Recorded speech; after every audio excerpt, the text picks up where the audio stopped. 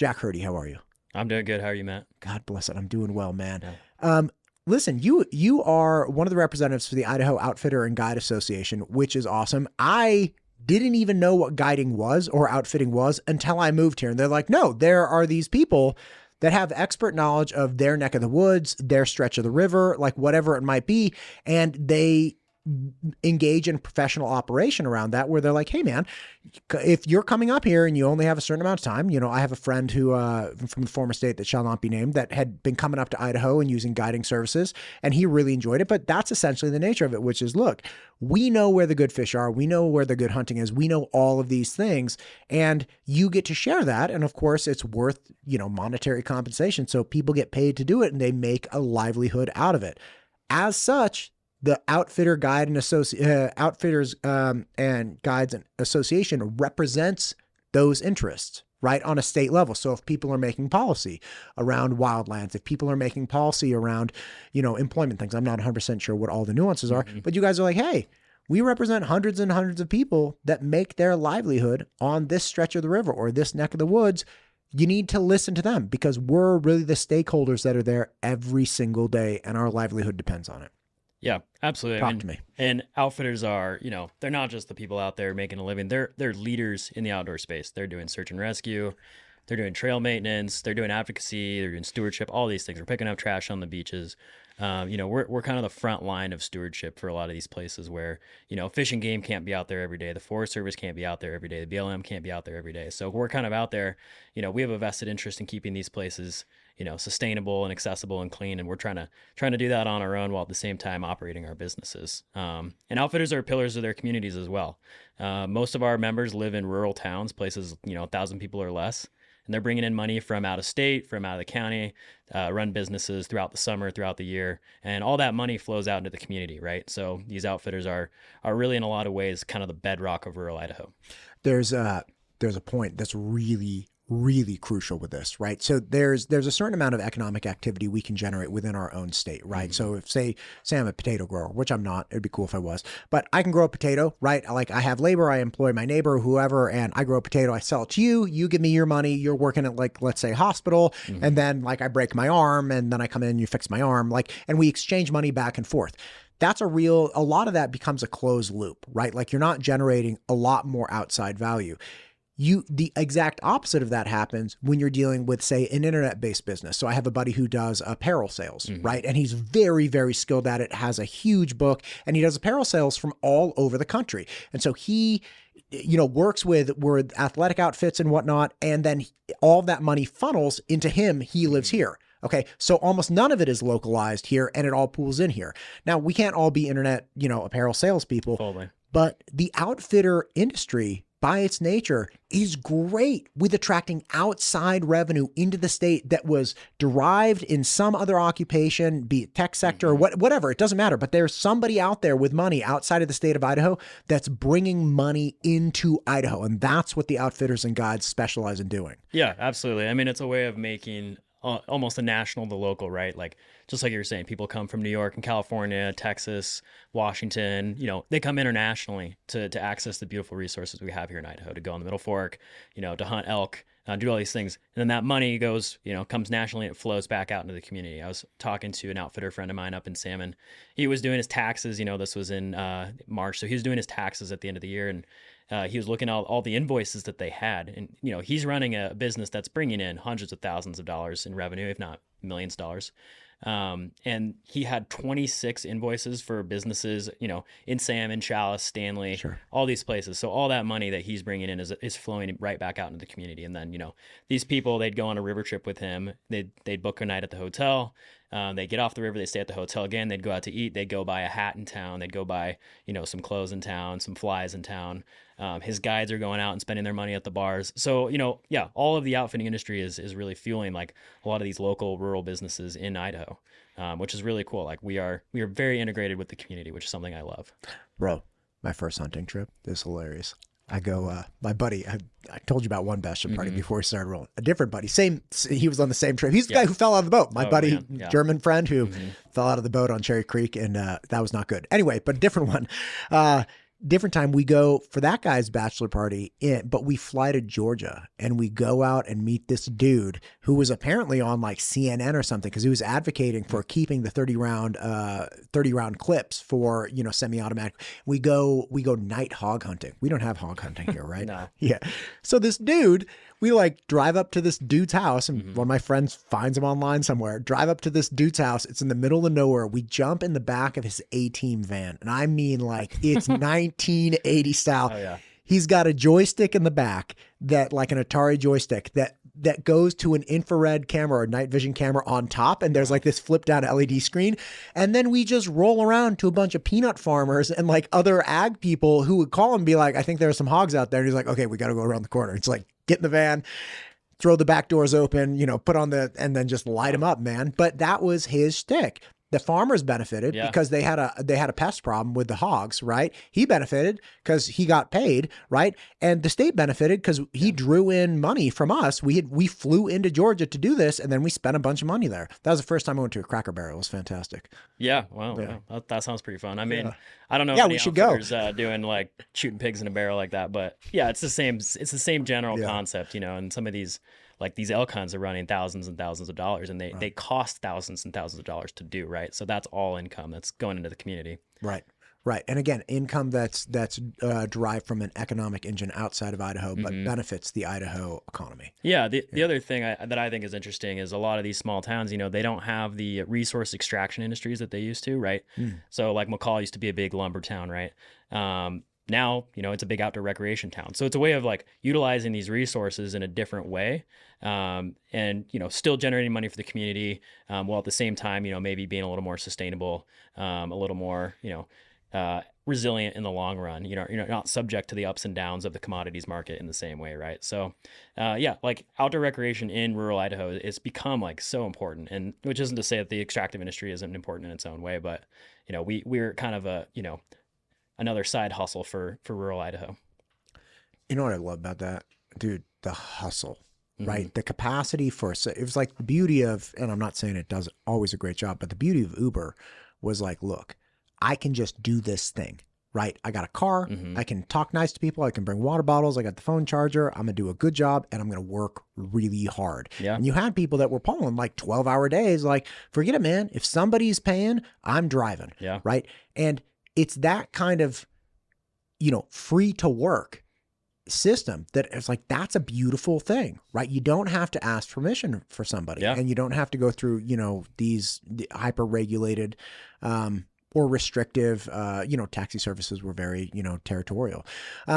Speaking of economic impact, this is outdoor recreation. I have a good friend, Burke Mantell, who's old school hunter fisherman. He's like, he actually introduced wild turkeys to Idaho. Oh, really? Yeah. Cool. So like back in the early 80s, he moved to Idaho, and he was like, why don't we have a turkey season? They're like, well, we only have like 10 of them. And so Burke goes out and he finds some turkeys, goes back to talk to some people at Fish and Game. Like, where did you find them? Right.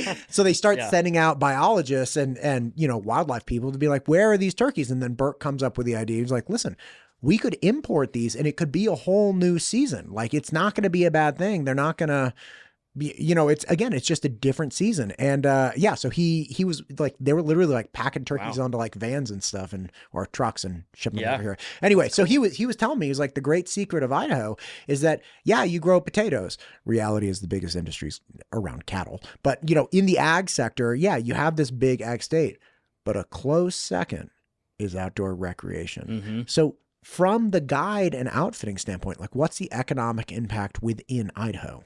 Yeah, so like you said, outdoor recreation tourism is number 2 sector in the state of Idaho. That means it's bigger than tech, it's bigger than manufacturing, it's bigger than healthcare, it's bigger than mining, all these things that we think of as pretty large industries. Outfitting and guiding is, you know, we're not the biggest portion of that. I think the ski industry is probably bigger, but we represent a pretty significant economic impact. We've had some studies done. The Idaho Department of Commerce looked at it a few years ago. We have a study ongoing. We should have the results out for that soon. But, you know, I think all the data shows that we have a little over $1 billion impact to the state of Idaho, which is not insignificant, you know. And the reality is, like kind of like I said before, most of these businesses are operating out of rural Idaho. So $1 billion in Boise, Twin Falls, Coeur d'Alene, like, that's significant, but it's not going to make or break the bank. $1 billion in Salmon, Challis, Orofino, McCall, Riggins, Lewiston, places like that. Like, that is huge. That is huge. I mean, just the town of Riggins alone, I think 25% of the town's yearly income comes just from salmon and steelhead fishing. So just that one part of, just this one part of the larger industry is 25% of Riggins's yearly income. So it's driving the economy in these places. It's significant, and it's giving a lot of people jobs inside and outside the industry. Man, I hadn't been through Riggins. I've heard about Riggins a lot, right? Riggins is great. Riggins, man, I would like to say I know it better, but I just drove through it. I was on the way up to Winchester. You ever been to Winchester State Park, by the way? I have. I've been hearing a lot about it though. Dude, it's awesome. And they have, this is so great. So I get a tour around this little state park, which is beautiful, by the way. They got a bunch of yurts, and they had this awesome, fishing spot up there. And, they're like, hey, let me show you the bridge. So Nice. the park lady takes me over and shows me the bridge. I'm like, oh, as far as bridges go, it's very beautiful. It's like, looks new, well cared for. Mm-hmm. Like, what is the bridge significant for? She's like, because it's a bridge. She's like, literally, they're like, we have nothing special necessarily about this bridge. It's just, we have a nice bridge. Yeah. It's just like a fun bridge. Cool. Like, you could fish off it, I think. Like, yeah, it was just hilarious. But yeah, Winchester State Park is a sweet spot, man. And I toured it for like 2 hours before this event I was going to. I was like, man, I got to get back up here. But I drove through Riggins there, and I had heard about Riggins from Brian Brooks and a bunch of other people that were talking about fishing and how fishing kept Riggins alive. Like, that was it. It was something like during the salmon run, it was something like $40 million impact to that area. And outside of that, and again, I don't know if those numbers have changed, but outside of that, it's like without that run, Riggins really wouldn't have a ton to keep it going. It wouldn't exist. Like, that's the bottom line. Yeah.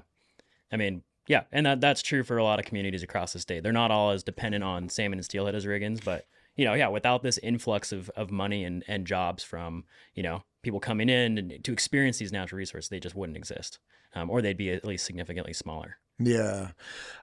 You personally do a lot of things, right? You're obviously engaged in a fishing, salmon, and steelhead, but you also do rafting. The rafting industry up here is a little wild. So I did, as I told you, I rafted Cherry Creek down in, the state shall not be named. It was pretty wild. I did that for, a bachelor party, and I was like, holy cow, man. Like, some people go out to bars, like somebody could have died today and nobody got hurt, thank God. But it was the real deal. I also spent a lot of time up in Alaska in the Anchorage area doing kayaking, and both of them are awesome. Alaska was out there, and I was like, wow, man, things go south really quickly. And, in the case of Cherry Creek, you got to go out into the middle of nowhere to find, accessible rafting. There's also always the Russian River, like people float that. It's not really rafting. You just like drink beer when you're a college kid and float down. Float the Boise But River. you have this beautiful in-between here that I did not understand existed until recently. And it's, look, non-inconsequential, whitewater rafting and kayaking, easily class 3 stuff. Like, you can get there. And it's like 30 minutes outside of town or 25 minutes. People have their own rafts, and like, there's real respect and understanding for the seriousness of it, but there's also deep enjoyment of it by the common man. I did not know that existed in Idaho. I thought like the closest you could get to that was, you camp by the creek or the river, and like, yeah, that's really fun. And then I'm sure somewhere far away, there's some really crazy, river you can go down, but it's like, no, man, you get this great in between where you have access to real rafting. Yeah, I mean, we've got about 3,100 miles of navigable rivers in this state, which is like the most out of, any state besides Alaska. Sure. It's an incredible recreational resource. Whether you're going, to float the Boise River here in town, whether you're going up to the main Payette, do a little day stretch, or up to Riggins and, do some day stretch whitewater, or you're going on a multi-day river trip through the wilderness, which is, that's been my bread and butter. Been guiding on the Middle Fork, the main salmon, Hell's Canyon, Lower Salmon, the Selway, all these incredible rivers. We're super blessed. And like, the river industry is really strong. A lot of great people that I've worked with, that I worked for across that industry and across the state. It's fantastic. It's like one of my favorite things about Idaho is river access. Gotcha. When did you get into this? Like, did you get introduced to this when you were a kid and just keep going with it? No, I didn't raft that much as a kid. My parents aren't big whitewater folks. We would Well, do, nobody's perfect. yeah, I don't know. It's one of my big regrets. No, we'd go up and raft. We'd go with Yeah. some outfitters on the main Payette, on special occasions, go do some whitewater. Started getting into it in college, with the outdoor recreation program. Rafted a little bit, and then I had some friends that were guiding in Idaho on the lower salmon, and just absolutely loved being out on the river, being out in the wilderness for multiple days at a time, and started there, and it just completely changed my life. So I've been doing that ever since, and this is my first summer since I was 21 that I haven't been a full time guide, and by full time I mean 90 days on the water in a summer. So What's that like? it's incredible. It's exhausting. It's a great time though. I mean, yeah, I've been guiding on the Middle Fork, which is, kind of the crown jewel. And you're out there, like you'd get off the river, go home, do your laundry, take a shower, wake up in the morning, put everything back in the truck and go do it again.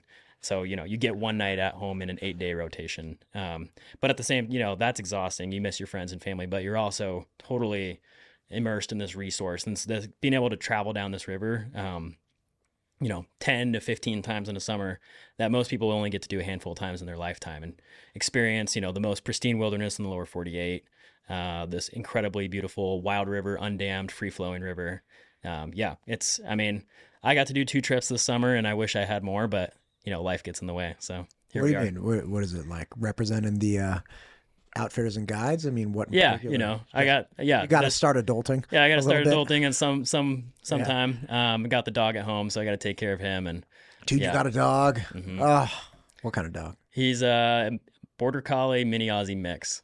Yeah, he's Man, I'm sure you love your dog, but it's like you could be out there. Just think if you didn't have to worry Yeah. about the dog. What's your dog's name? Nurka.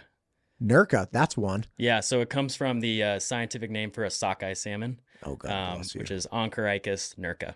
Oh, well, Yeah. look, don't I look like the idiot? Well, that's awesome. Yeah. I'm glad you have your dog. I'm sure your dog's very lucky. Yeah. It's a good time. There was I've always loved water because I was a swimmer and water polo player and then a rower in college. But man, you get a different sense of the world when you get thrown around in a river. Yeah. Right? Like it's so unforgiving and so powerful and so amoral. Like it doesn't care at all. No. It doesn't even know you're there. You're like a speck of nothing. Mhm. And that's like a real kind of reality check, or at least it was to me as a 19-year-old. It's like, whoa, man, this is like, this is wild, right? And no matter where you live, you might live in a completely civilized society, but you step out there and it is wild, man. Mhm. And you are a fish out of water, so to speak. Yeah, I mean, I've had some swims, and you're fighting like hell to get to safety or where you think safety is, and it just doesn't matter. Right. Yeah, it's humbling, but that's part of the experience, right? Like getting to have this, this contact with this wild natural ecosystem, this wild resource that reminds you, you're just a little speck of dust. I think that's part of the really cool part of it all. Yeah, you're just not that special. No. Like I think Yeah. that's what it comes down to. Like you have to shed the idea that you're somehow unique, Mm-hmm. right? It's like no, you're not, and you got to really pay attention. That's the other thing. I do a lot of jiu-jitsu and always have for the last almost 2 decades, and it draws your attention in instantaneously because you cannot be thinking about something Mhm. else or engaged in something else while you're trying to do this thing. It's just too hard, and it's the same thing. It's the same thing I've experienced with rafting. It's like, no, man, you're there. You're fully there, right? So like whatever nonsense you got going on, like you got to let that go. You can't hold it on, Yeah. and you can't even Yeah. try to hold on to it. Yeah, just like going through a big rapid. Yeah, Yeah. you're fully present. All right. So you weren't rafting until like you kind of got into college. What about fishing? Because like that's kind of your bread and butter. Yeah, I mean, I didn't become I would say I didn't become a serious fisherman until I started guiding, because it kind of became almost a prerequisite. But I'll say my family moved to Idaho because of fly fishing. My grandma and grandfather moved here back in the 80s, in large part because they loved fishing Idaho. They'd go out to Yellowstone a lot. They'd fish the Boise, South Fork Boise a lot. So they moved here, and then my parents, who were in their 20s at the time, moved here shortly after because they came to visit and loved it so much. And then, one thing led to another, and here I am now. Look at that. look at that. Where were you guys moved from? They moved up here from San Diego. San Diego. Yeah. Yeah. I know. Yeah. State that shall not be named. Right? State that shall not be named. But Listen, yeah, I mean, you don't have to tell me. Yeah. I'm part of the problem.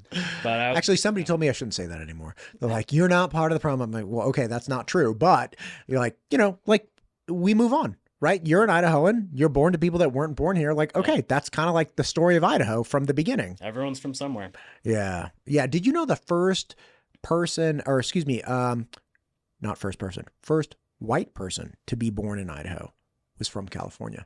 Parents were from California. That makes sense. Yeah. Yeah. I had no idea, but Dr. Emily Wakehill, who's coming on again soon, is a historian at BSU.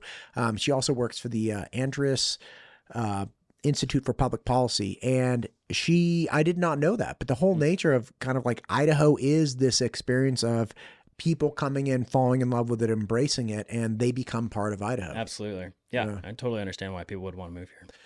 What was the association doing during the public land sell-off conversation? Yeah. We've been pretty involved with that conversation, I think, since last November. Did you know this was coming? Like, who knew this was coming? Yeah, I mean, we've been kind of tracking it for a while. It started with Utah's lawsuit they filed with the Supreme Court. So we were kind of tracking that. And then when the Attorney General signed on, the Attorney General of Idaho signed on, they got a little more real for us.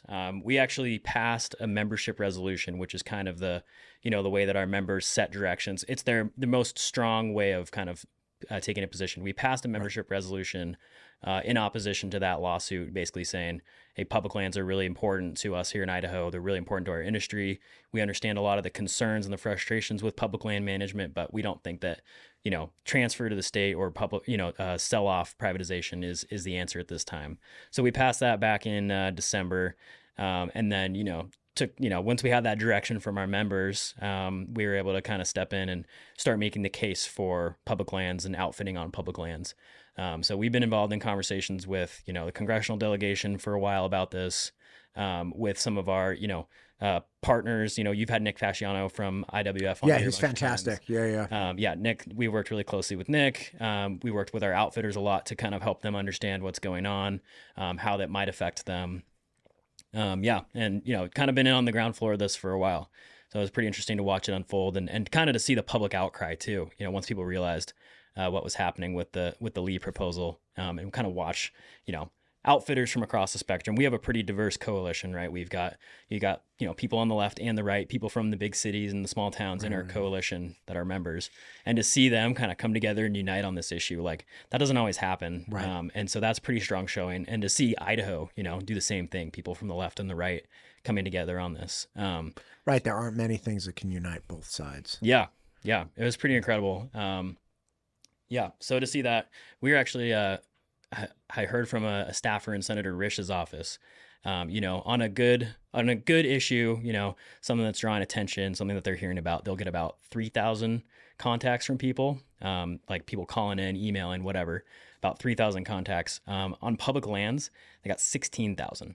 And they said that was from people across the spectrum. It was a bunch of people that had never contacted them before. A lot of times it's, they're getting contacts through groups that are organizing stuff. And a lot of this was like fully organic. People just hearing about it in the news and just calling them up. Right. So it wasn't just the template that got emailed. Exactly. Yeah. Very organic, very widespread, broad appeal type of thing, which is pretty cool. I mean, I think that's one of the things, public lands are one of those things that make Idaho so special to me. It's like our ability to go out and, step off the trail or leave the trailhead or put your boat in the water and all of a sudden just be out in this place that is, not necessarily owned by any one person. You're free to do pretty much almost anything that you want to do. You can hunt, fish, camp, whatever it is. That is the unique character of Idaho in my mind. Yeah. And it's not just for Idahoans. That's the point, right? Like, look, man, I've never met the guy. I never will meet the guy. But like Rogan comes to Idaho to hunt, right? Like he enjoys public lands and he is now a resident of Texas, and Texas does not have public lands, so if the alternative, the absence of public lands produced the same result, he would likely be staying in Texas, but that's not the situation, right? Like we have something, not even we as Idaho, we as a nation have areas that we collectively have said, hey, let's agree to not mess with this so we all benefit. Like there's no gate that requires that people from out of state pay extra, admittance. It's like, no. We all put in on this, right? Yeah. This is all of ours. It just happens to be located within the bounds of this state. But dude, like, whatever, man. Like this is the same. People from Jersey can go there just the same as we can go there. Well, and as Idahoans, we can go to other states. Like I love recreating in Idaho. I get paid to recreate in Idaho, but I love going to Utah and I love going to Montana and Wyoming and Washington. Like all these states have these incredible resources at the same time. If you take this, like, this is my state, no one else allowed. I mean, that thing goes both ways, right? Right. We are one country. We should be able to enjoy these resources collectively. I went to Craters of the Moon when I was like 12. I didn't even know I was going to Craters of the Moon. So like my dad got remarried. Nice. And he went on a honeymoon, and I was hanging out with the step grandparents. They were from Montana. We jumped in an RV. It was the first time I had been in an RV. I was like, this is lit. It's like a house on wheels. They're like, yes, that's the whole point, right? Anyway, so we go to Craters of the Moon, and I remember it very distinctly. I was like, wow, dude, this place is crazy. Like awesome. I drove past it like a week and a half ago, coming home from thing in eastern Idaho. And it just took me to like, dude, this has been preserved. Yeah. And I would love to take my kids there. I haven't even taken them up there. I'm like, then this is so close, right? Like it's 3 hours away. We could just jump in the car at, 6 or 7 in the morning and be there and then hang around, kick around all day and then drive home. Be a long day. But that's the beauty of this thing. Like we have an accessibility in this state, which is profound, and it's accessible for not just our citizens, right? Idaho citizens and residents, but for the nation. Yeah. And of course, it generates revenue. Like if we took away that access, that as you pointed out, $1 billion easy from the most ruralist of places. Yeah, absolutely. I mean, and to your point about Critters of the Moon, like everyone in this state has that place for them, right? They have this place that's special to them. They want to take their kids to. And I think for outfitters, it's, almost even more so sometimes. Like it's this place that not only are you visiting, but as an outfitter, like you're building your livelihood there. Sure. You're caretaking for this place. Like outfitters are clearing trail in public lands all the time. They're protecting these resources, and they want to, like those places have so much value for them. They also want to be able to bring their kids out there someday too. Right. And like that's the beautiful thing I think about public lands, to tie into the outfitting and to tie into what you're saying with Critters of the Moon is like these places are managed to a multiple use sustainable yield mandate, right? That's like in my opinion, the most democratic, broad way to manage these lands. So the multiple use thing is like, you have timber, you have mining, you have recreation, you have conservation, you have all these uses for these lands. We're going to try and balance them as well as we can, and we're not going to get it right all the time. And believe me, like outfitters see the ways that the Forest Service and the BLM and these agencies, like the mistakes they make, we see those all the time. We are up close and personal with them all the time. But they're trying to manage to a bunch of different objectives. They're managing these huge tracts of land, these massive resources, and we're going to manage them to a sustained yield. So we're going to manage them in such a way that like, my kids and my kids' kids and like on down the line for the next 100 years, like they're all going to be able to use this resource too. It's not just a like, strip it down to parts and sell it mentality that you see sometimes. Right. Because you won't be able to go back the next year. Yeah. It's a big picture. People criticize, especially people dealing with like large range, like ranchers, right? And you got to go out, like winter grazing, grazing wherever on public lands. And it's like, guys, okay, you realize that it's in their best interest to always make sure that the land is just as good as it was this year, because they're going back next year. It's not like they're raping and pillaging and then they're going to come back to some depleted resource. Like that doesn't make sense. They want it to be better next year. Like however much grass was grown this year, however fat the cows got, dude, how could we make it even better? Like what could we do to, through your own enhancement management? And that's why you have the rangeland fire, is it association or agencies? I can't remember. Rangeland fire people. Sure. Starts with an A. But those are people that are engaged in ranching that are actively participating in fire mitigation and management because they're the ones that need that resource the most, right? So it's like, listen, they're willing to put their money where their mouth is. They volunteer time, diesel, they volunteer life and limb, they risk life and limb to preserve this land for them and for everyone. Yeah. I mean, it's the same thing with outfitting. And don't get me wrong, like there are plenty of issues with federal land management, With wildfire, I know you talk about wildfire a lot on this podcast, with housing affordability, all these things with, forest health. Right. There's all these problems, and there's always been problems, and there will continue to be problems, right? It's always a moving target. I think we see public land management as, the most effective, strategy moving forward for these lands, because we see our, the ability of outfitters and people like us and people that care about these places to get in there and help improve, to find solutions for these lands and find ways to improve land management, while at the same time keeping these resources open and accessible for everyone. Here's a question. You may not know the answer to this. Is there any obligation for private landowners to like manage the fuel load on their properties? I don't know Like the if you answer, had yeah. like some big old billionaire that came out here and bought like some giant tract of land, does he have to go in and like thin it out? Does he have an obligation to, lease out portions of it to like timber companies or anything? Not to my knowledge. I don't think there's any kind of obligation. I could be wrong. Dude, this would become like the biggest, craziest HOA ever. We'd be like, he's not trimming his trees and we're going to light on fire. And then we're like talking about who owns the property. It's like, it would be a terrible situation. Yeah, I can't imagine. Yeah, HOAs are rough. Anyway, so getting back to the fishing. So this is another aspect of Idaho. Yeah, you have waterways for rafting and whatnot, but also like I had Brandon Hoffner from the Henry's Fork Foundation, and just understanding that the love of fishing and the preservation of that area for like the Henry's Fork Foundation was born out of a multi-use problem, which is we need water for ag, we need water for cattle, we need water for fishing, and we need water for fish to preserve the fish, and we need water to have fish so that we can fish in it, right? It's not just that fish exist, which is a consideration, but also that we can pull fish out of the water. And we need this water and this area, the Henry's Fork area, to function, to serve all of these people all at once happily. And it was that necessity that bred people coming together. And it's like to hear what it is for those people to have that resource, especially fly fishermen, like that's when like fly fishing is life, man. Like that, they're all in, and that's what bred that preservation.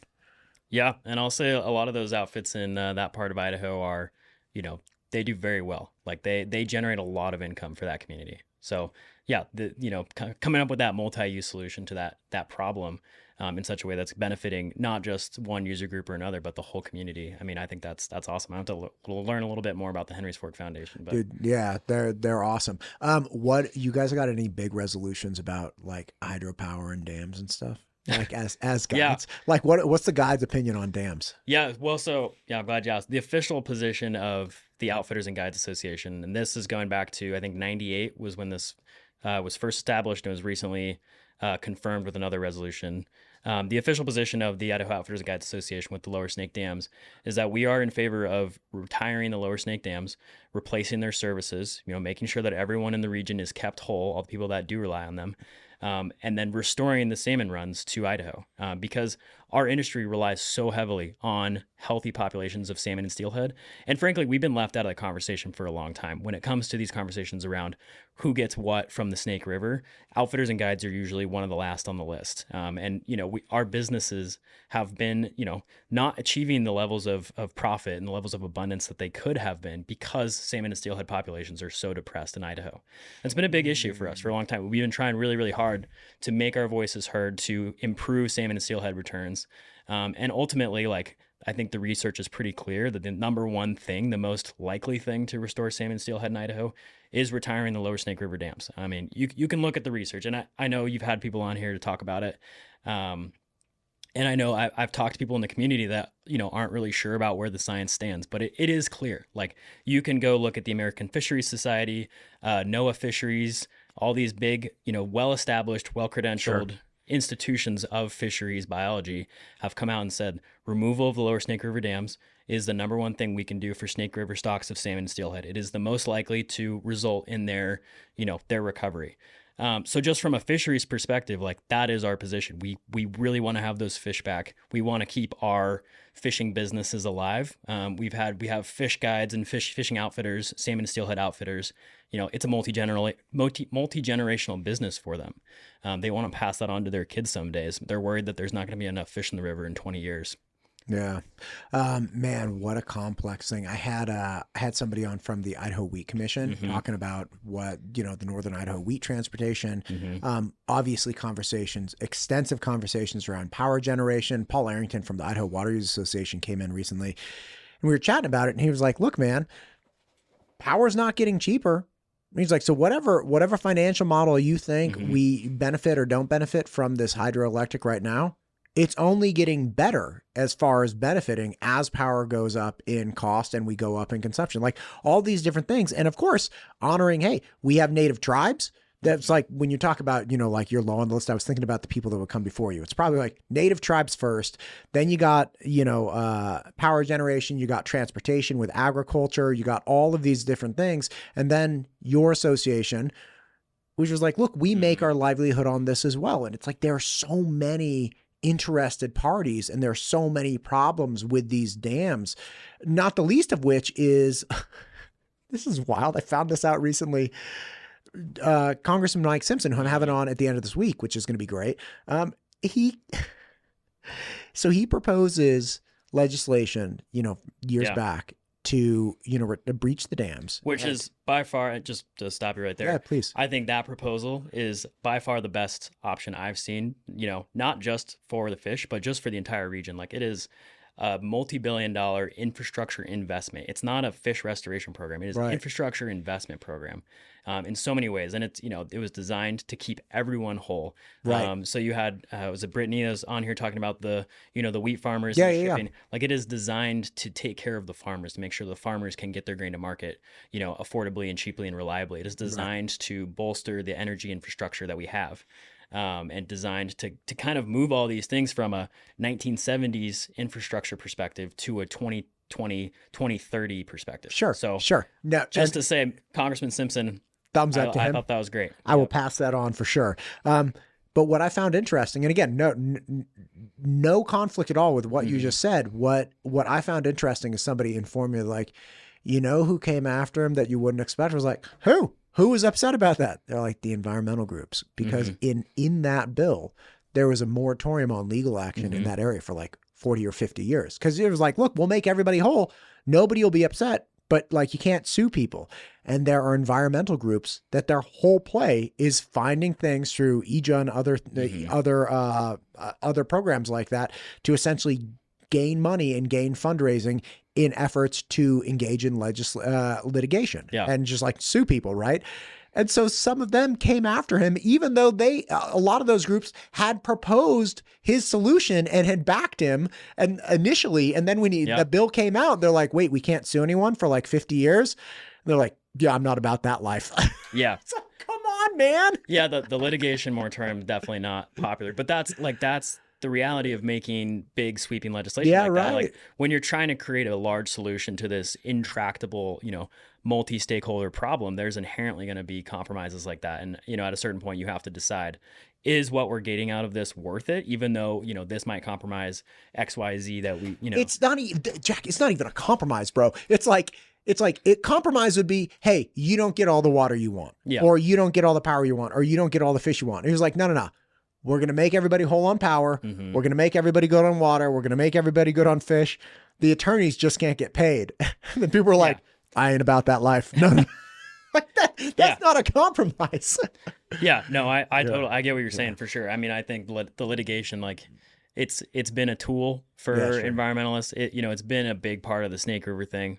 People have been suing about Snake River salmon for decades. Right. But it's not, fundamentally, like ultimately it's kind of unproductive unless you can use that to generate a solution. There's a lot of cases where it's not generating any solutions. It's just, like you said, like you mentioned, EJA is a big thing. Yeah. It's a lot. So obviously the Lower Snake Four River dams, the Guide and Outfitters Association obviously likely has an opinion about surface water storage then, right? Like aquifer storage is probably not a big deal. I mean, do you guys have a specific position on like the Teton Dam, for instance? No, I mean, we're guides and outfitters. I'll just say, as a rule, guides and outfitters are very pragmatic people. They're solution oriented. They're not ideological. They're just interested in getting things done. I would say I don't think we have a strong position one way or another on Teton Dam. I don't think we have a strong position one way or another on dams as a concept. Recognize there's a lot of instances, especially in the arid West, where, these storage projects are super necessary. Yeah, right. See the benefits of a lot of hydroelectricity projects. Like, all these things can be beneficial when used in the correct way. And what this lower snake conversation really should be about is the cost benefit of it all. And there's something I want to point out, I think, that's important for us to recognize when we're having this conversation. I think a lot of pro dam people have a habit of conflating the Columbia River and the Snake River. And you hear this all the time. I heard this from a couple people Brittany from the Wheat Commission, where they say the Columbia Snake River provides this.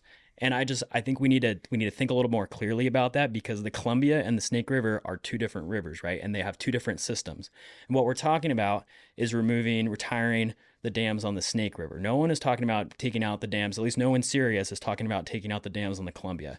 So you'll see these statistics. For example, I saw one the other day that said, 90% of the energy in the Pacific Northwest comes from the Columbia Snake River.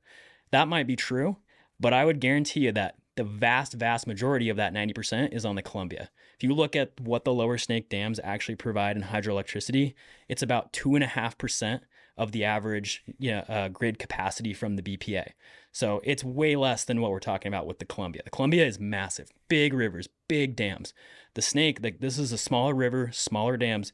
The services that are being provided are an order of magnitude less than the Columbia. So when you conflate the two rivers together, it misrepresents what we're talking about. And it just completely changes the whole cost benefit thing.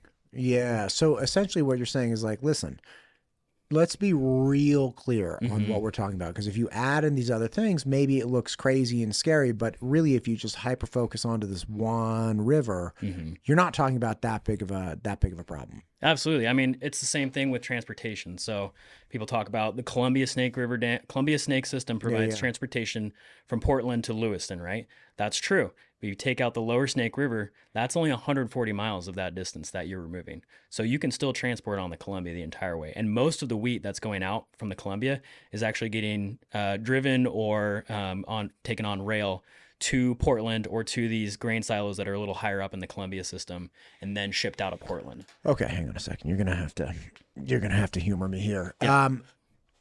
Back up. Okay. So you're saying the majority of the wheat that comes out of Lewiston doesn't go through the locks of the lower four Snake Rivers? Not out of Lewiston, but out of, when people talk about the number of grain that's going out of the Columbia Snake River system, the majority of that is on the Columbia. The Snake River system is not providing as much as the Columbia. And when we're talking about removing or retiring those 4 lower snake dams, the whole Columbia transportation system remains intact. So you could still get grain from Lewiston on the Columbia River system to the seaports or wherever you want to be shipped off. So do you know what the breakdown is? Is it like 60-40 or 30-70? From Columbia system to the Snake River system, like what portion of that grain is left, or excuse me, transport on Columbia versus Snake? I don't know that off the top of my head. I will say this. How dare you, John? I know. I mean, I wish I knew more about grain. That's something I'm trying to learn more about. But I will say that the number I saw recently was it would increase costs by about $6 million. But that's $100 million, almost $500 million industry across the whole Pacific Northwest. It's probably more than that. I think it's actually more, because she was saying that it directly employs, I believe, 200,000 people in Idaho. I'm not sure about that. I watched that episode, and I looked at their website, or looked at the Pacific Northwest Waterways Association website. Their claim is 40,000 jobs through the Columbia Snake River system. So I'm not sure about that. I don't think Brittany was saying it's just through the Columbia Snake River system. So if you're saying, hey, 40,000 jobs directly tied to river transportation, okay, great. She's talking about the wheat industry as a whole. I think was it North Idaho or just Idaho in general? It's probably statewide. But I was like, 200,000 jobs is like 20% of the state's workforce or something absurd like that, Okay, so the bottom line is you're saying, hey, look, if we actually parse this out, it's not as much going through the lower 4 Snake River dams as you think. If you conflate it and say Columbia and Snake River, then all of a sudden a lot of other things happen, but you could still get a sizable portion of transportation going from down the Columbia River system. Yeah, and there was a study from the Washington State Department of Transportation looking at existing rail and road capacity.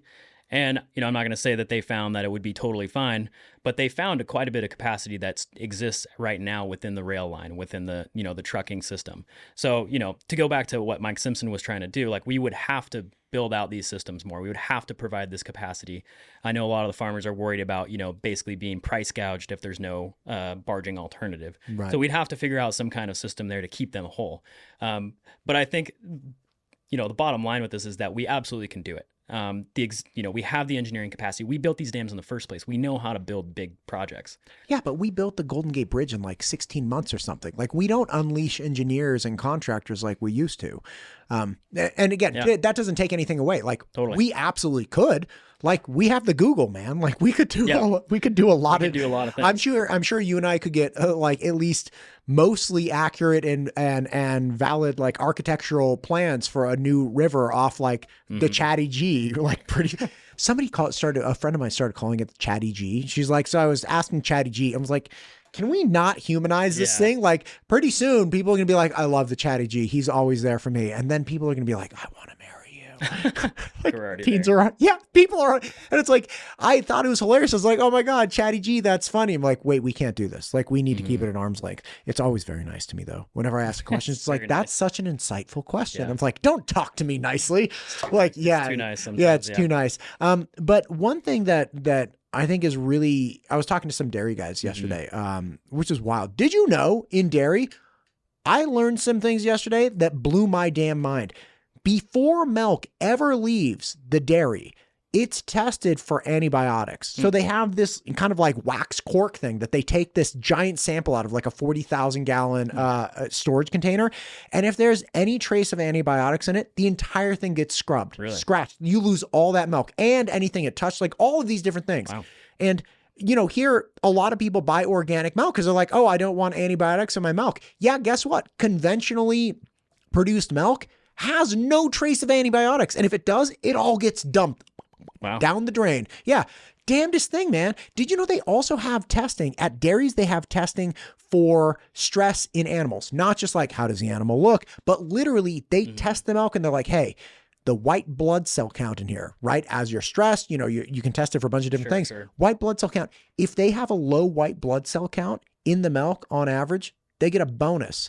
So they are literally financially incentivized to decrease the stress and keep these animals as healthy as possible so that they have a lower white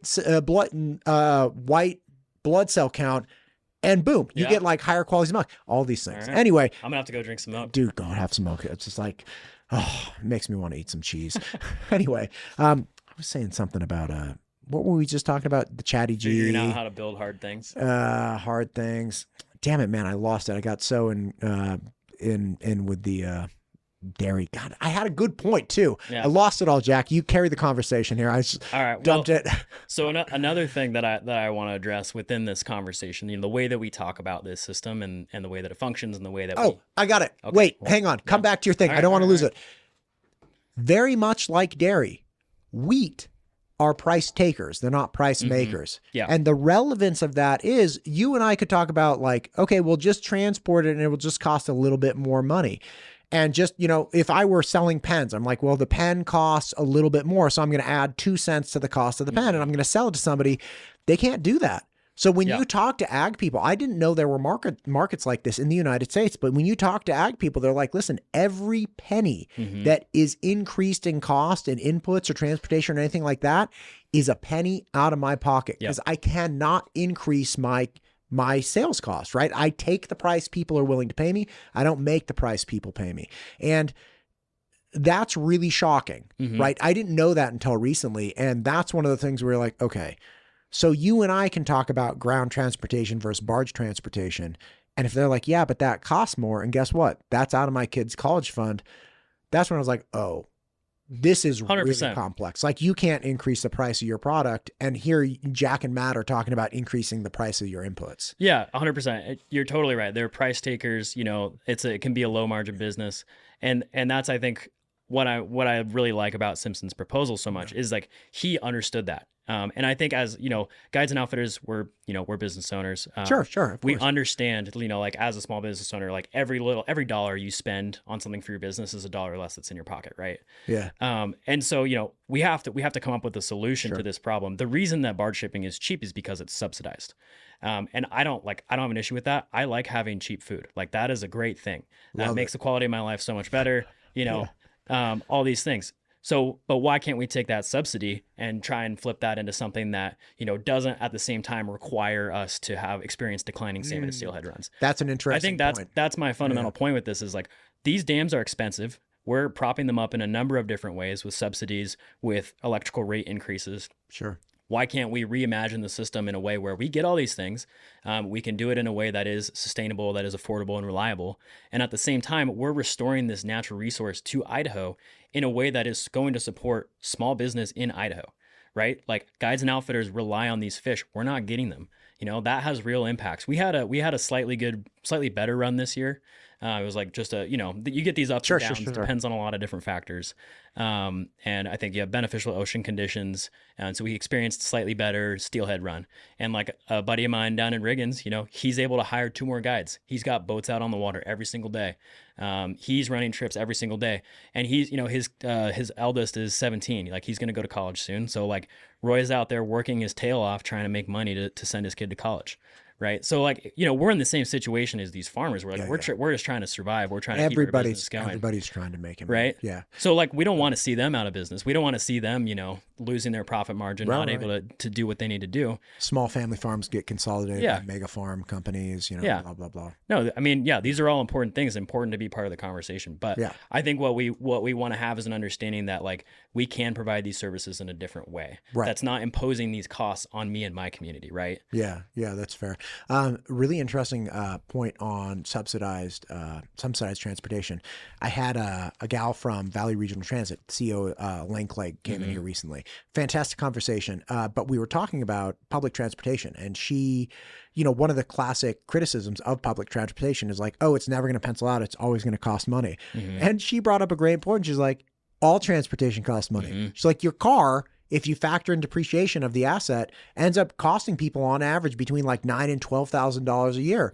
She's like, you never make money from your car. Like all transportation costs money, man. Yeah. So the idea that, it's subsidized or it's this or it doesn't pencil out, she's like there's no airport that would exist without subsidization from the federal government. So that the planes, the airlines barely stay afloat. And that's with them not having to pay for like the airport, right? Because anyway, wild times. You were saying we can do hard things. Yeah, I interrupted you, derailed you. All right. Yeah, I mean this is kind of similar to what I was just saying. But I think one thing that bothers me about this conversation, you'll hear this kind of.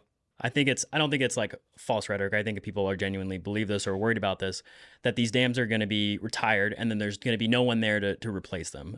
You'll hear this with the power, especially, there's like a perception that if these dams went away, the lights would go out. We're experiencing brownouts or, be anarchy in the streets. And I think I just want to push back on that conception a little bit and say every serious person that's talking about retiring these dams also includes a plan for how to replace the services. No one wants to see, power production drop off a cliff. No one wants to see farmers going out of business. These things are all important to everyone. We want to continue them. The point is that like we have to reimagine. These dams were built, starting in the 50s. I think Lower Granite was completed in 73. Like they're outdated pieces of infrastructure. Let's build infrastructure for the 21st century. Let's build infrastructure that, is bringing more money into Idaho. We have all these different new alternative energy sources that are getting cheaper, are actively cheaper at this point than these outdated run-of-the-river hydroelectric assets. So you were talking about rate increases and how rate increases might make the economics of these dams pencil out. I kind of see it a different way. I think the rate increases are due to an over-reliance on these outdated infrastructure. And instead, if we pivoted towards more affordable, more modern electrical generating assets, we might not see those rates increase as much as they are right now. You big nuclear guy? Oh, yeah. Oh, yeah. Like, I think it's an all and above solution, right? Like, we've got abundant wind in that area. Up on the Palouse, out in eastern Washington, very windy, very sunny. They already have tons of turbines and solar panels out there. Those two things are super cheap. They're getting cheaper all the time. Battery technology is getting cheaper all the time. I would love to see some modular reactors come to commercial production out of INL. Like, they're trying, they're getting there, but we need to accelerate that process. There's no way to really square the circle of power generation in the Pacific Northwest, especially, with the rising demand, AI data centers, all these things. There's no way to square that circle without modular nuclear, in my opinion. So yeah, I hear everything you're saying. I do think though that there is a real problem with, say, like data centers or the Micron expansion, things like that are putting Idaho Power in a real pickle, which is important to recognize. Like, they're being required to make these gigantic capital investments. They're also a private company, a regulated monopoly. I actually have Ed Lodge from the Public Utility Commission coming on, as well as the chief operating officer for Idaho Power, because these are super complex situations. And by the way, neither the Public Utility Commission nor Idaho Power wrote the rules. They are literally, commission is there to make sure everybody's following the rules, and Idaho Power is a private company acting in their best interest, and they are given the rules, and then they go ahead and make money for their shareholders, as they should. Like, that's the point of the corporation. So these rate increases are hyper complex, coupling with the fact that you're going to be jumping up power demands like 20% year over year, and we don't have that growth capacity with. Like, battery technology is not going to be where it needs to be, nor will wind or solar in the time frame that we need it to be, right? That's why we're seeing, at least in part, these gigantic rate increases that we're about to swallow. Because, like, look, there is a demand, and no existing technology is going to come to the rescue right away. Now, maybe technology exists for small modular reactors. I'm all for it. I'm actually doing this incredible nuclear series with a gentleman named Richard McPherson, who's explaining all of it. But yeah, these are the problems that we're dealing with. I mean, and I don't think keeping the dams or not keeping the dams is not going to change the fact that we are increasing in power demand at an unprecedented, it's not a steep curve. It's literally vertical. There's no slope because it just goes straight up. That's it. That's my position. But you got to talk about when that demand is occurring, right? Like, the Lower Snake dams, they're producing, majority of their power is produced in the spring when the runoff's coming down, because they're running the river. They can't store any water. Sure, yeah. It's the same as every other dam in the Columbia and the Snake. We're all churning out power at that time. So there's actually, to your point, there is a demand curve that is increasing rapidly, but at that point in the year, there's a surplus of power. And that power is exported to other states, including that which shall not be named. Agreed. And it's exported at a loss to us. So we actually subsidize the exporting of that power in that time frame. And when data centers come on, they are not seasonal. Yeah, right. So they're all the time. So we may not actually be transporting that out of state because we may not have a surplus, and it may not be a loss because of the data center industry and power demand industry that's coming into the state. Now, again, I don't know anything about it. I don't know if it's a good or bad thing. I'm just saying, as humans, we have this seasonal thing, air conditioning or heating, but data centers are no. Power. Hungry. There's apparently some ungodly amount of electricity required for every Chatty G query. I had no idea. But you have a sizable amount of electricity that's used every time you're hey, what's the best chili recipe in Southwest Idaho? And they're like, well, let me tell you. Wonderful question, Matt. Let me tell you. Yeah, that's why I actually stopped saying please when I'm trying to use that software, because every letter you add is an increasing power demand. So I just stopped saying please. Oh my God. Should we start talking trash? Because it increases. It's hey, idiot. No. It's just the less letters you put in there, the less it has to process. So, oh my gosh. I know, but I kind of want to just not be nice to it. Because I'm angry. You just say, you could just tell it, do this. Do this. So please do this. That's what is that? That's a third less letters. Yeah. It should stop saying, great question, Matt. Just cut it down. Just be cut and dry with me. Don't treat me like you're my friend. Yeah. I wonder if I could tell it to stop talking to me like it's a human. Talk to me like a real computer, and then it just spits out ones and zeros, and I'm useless. Yeah. Yeah, that'd be a problem. Listen, man, we've been going, that screensaver means we'd be going for an hour. Right. Is there anything you'd like to hit on? And again, we don't have to solve all the world's problems in one episode. I'd love to have you back. I know we haven't talked about fishing a ton, but Is there anything like big? I don't want to lose people. That's Yeah. fine. I don't want to have like a drop off in an hour because people are like, I can't keep going. Can't listen anymore. I can't It's keep this going guy. with those idiots.